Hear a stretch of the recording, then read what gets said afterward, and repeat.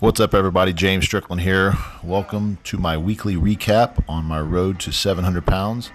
This is week 18, meet prep week number 2. As always, I like to show my warm-up here. This is 585, my last single before my main sets. And today we have on tap 620 for 2. I actually did my workout 2 days early this week just because of the holidays, so things got a little screwed up as far as moving times, around and having less days to rest. My last bench day was 6 days ago. Normally it's at least 7 to 8 days before my next bench. And you'll see this is a little bit of a chilly day here in Houston. I should have, looking back on this workout, I should have taken a little bit heavier of a warm-up. The first rep on the 620 is not too bad. Second rep here, and I left this on the video because I want to show you guys. Got a little out of the groove and actually had to get that little help on that second rep. I went ahead and opted to take this set again because it's really crucial for meet prep that I do not miss attempts, and obviously want to be smart about taking another shot at this. So obviously came in, got a little more aggressive with this, and first rep went up real clean. Second rep stayed in the groove. I was a little fatigued from the first set, but spotter did not touch the bar, finished the rep, and was happy with that. Could have been better, obviously. Moving on to slingshot overload. This is 650 pounds, and it did not move quite as fast as I wanted to. It actually got stuck under the pin there. I should have, or the program had me go 680 and 710 after that. The 2 extra reps that I took for the 620, just another set, kind of left me spent. So I went ahead and opted not to do the overload. Moving on to my plyometric push-ups. These could have been a little more explosive. No excuses, obviously. A little cold in the gym today. Obviously, not having the rest. I'd recognize what I was up against. So I definitely wanted to play it smart in this workout. Moving on to 455 speed bench, 3 sets of 3.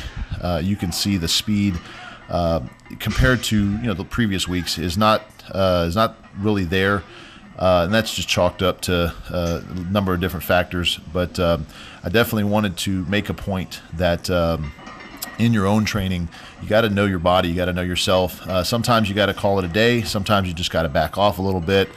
Sometimes you just got to take the rep again. You got to play it smart. You don't want to be, pushing yourself to failure all the time. That's never really a good thing. You can tell on these weighted dips. Now, obviously, these are a little heavier than last week. This is 230 pounds, and it is a little bit of a grinder. You can see on my face there. These are quite heavy.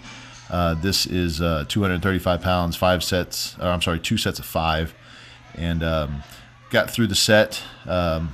Was actually pretty happy with this considering the level of fatigue going into the workout. Moving on to the floor flies. This is 60-pound dumbbells, 3 sets of 10. These actually felt pretty good considering I was straining a little bit on some of those bench sets just with the fatigue and everything that's built up over the holidays and not really hitting the bench days on a perfect schedule like I normally do every Monday. I was a little bit afraid going into these flies because these aren't real light, and they're definitely putting a lot of pressure on the pecs. And these went fine though, so that made me feel a lot better about everything working, and just being a little out of sync with the speed and everything on the main sets, but nothing that can't be chalked up to just an off day, which we all have them. Definitely not something to get down on yourself about if you ever have those. I'd much rather have an off day or a bad day in a training session than at a meet. So keep that in mind when you're doing your training. Not every day is going to be perfect. In fact, most days are not going to be perfect, but that's kind of the whole the learning experience, and knowing how your body reacts to certain things, and knowing when to step on the gas, and sometimes when you hit the brakes, and even shut it down for the day. There is a meet coming up, so I want to be cautious about my joint health, my tendons, obviously muscles, my fatigue management, rest days, recovery days. Those are all very, very important. But obviously getting in the reps and the prescribed sets are definitely important, but there's a balancing act there. So this time, last meet prep, I actually had my brother passed away, and my training was off for about 3 weeks. So for this one day to be in this particular training cycle and be off, if the rest of them are perfect, then we're setting up for a lot of success here at the meet.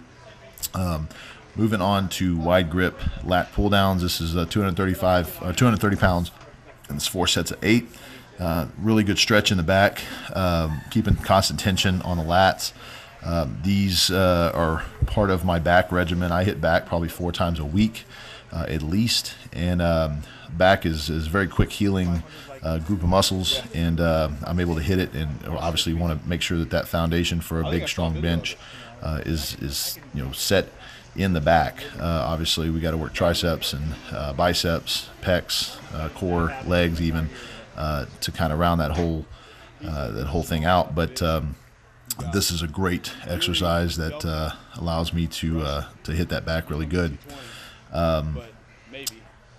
The last set we have here is tricep rope, and this 150 pounds. Just 2 sets of 12 here. This is about 3 hours into the workout, so this, even though it's a recap and it's only about 7 minutes long, it takes me a while to get through my bench days. Most of the time it's just the rest between the sets and being almost 100% for the next set. I found that particular strategy has allowed me to really progress at a great rate and not hurt myself basically. But stay tuned. Some exciting things we're going to be doing here in the next few weeks. Obviously getting heavier and heavier. And I want to thank you guys. I noticed that my YouTube subscriber count is surpassed the 2,000 mark, and just a couple of months ago it was in the few hundred. So I definitely appreciate you guys following me on this journey. And if you haven't already, please like and subscribe. You can always find me on Instagram. I spend a lot of time over there, and my username is @SwimHack. So I will see you guys in the gym. Thanks for tuning in.